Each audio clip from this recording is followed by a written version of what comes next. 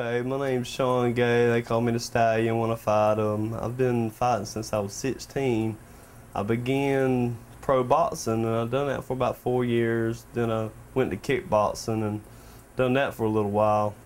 Then me and Mr. Corbett got together on, let's try this MMA thing out. It was pretty neat back when it was first starting, getting big. So we took it on, and I've been doing it ever since, and that's my favorite sport is the MMA.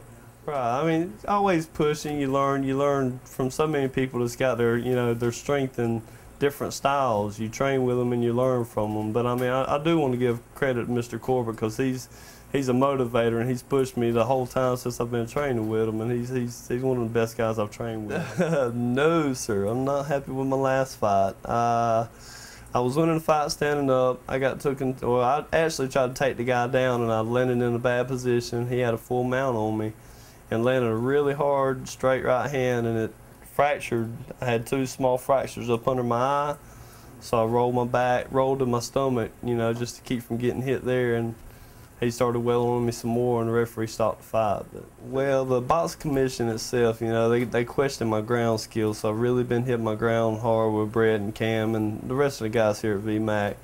And real hard on my cardio. I got so much going in this fight. It means a lot for me that I'm going to win.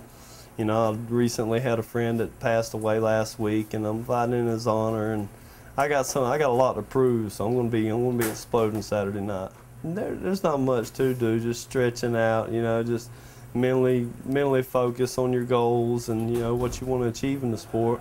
And focus on your breathing. I like to work my breathing a lot because that matters in a fight. If you can't control your breathing, you ain't gonna last that long. Well, in that case, no, I spend time with my wife and my babies. That's and my church family. I love being around them people, and that's all I do in my spare time other than training and working. Before my fights, yes, I get a little nervous, and that's typical. A lot of professional fighters tell me that if you're not nervous, you go into the fight not nervous, more likely you're going to come out hurt.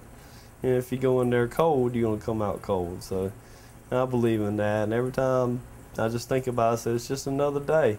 It's another walk, just the same thing we do in here in the gym. So I mean, get mentally controlled before I fight. Oh yes, sir. The better condition you're in, the more confidence you're going to have in yourself. And if you don't have the confidence in yourself when you step in that cage, you're going to lose your fight. So you got to believe that you're going to win. As soon as the first exchange, as soon as you get close enough to hit, it's all gone. It's like a tunnel. Then you're there and you're automatic. That's it. What happens there. Well, you always want to go in a fight knowing that you're going to beat this guy. Like I said, otherwise you will more likely lose because you'll have that lack of confidence, and you don't want that. Now, as far as getting into a fight and maybe being a little overwhelmed with another opponent's power or technique or something, that you just got to play it by ear and hope you catch something and just keep fighting. And that's where the heart comes in. If you feel like that, you got to let that heart turn on. Otherwise, you're gonna get pummeled just like you feel it. Well, there's different fighters in the sport. There's guys that's actually out there to hurt people, and there's guys that just love to compete in a full contact sport.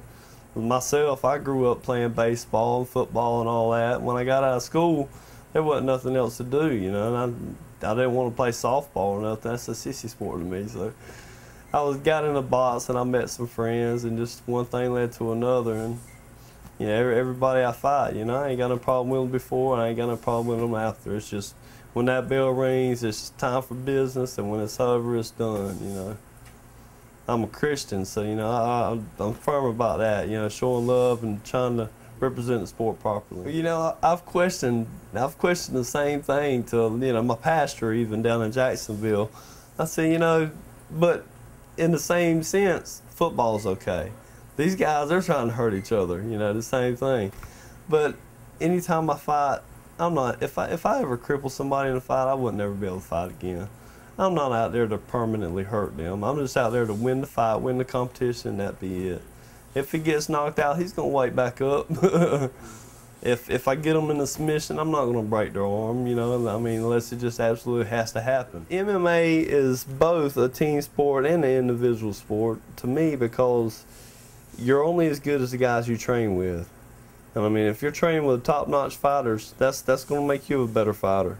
Now, when you step in that cage, that's an individual sport because all that's left back at the gym they're outside the cage watching. It's all mental control there, and what you can do, you know, what you can apply that you learned in the in the gym. Right. It's individual, because you, like I said, you gotta have self-control and believe you're gonna win the fight. But the motivation comes from training and having such a bond with these guys. They're like my brothers in here. So, okay, my opponent needs to know when he comes here Saturday night, he better be ready for a war, because I'm bringing it hard.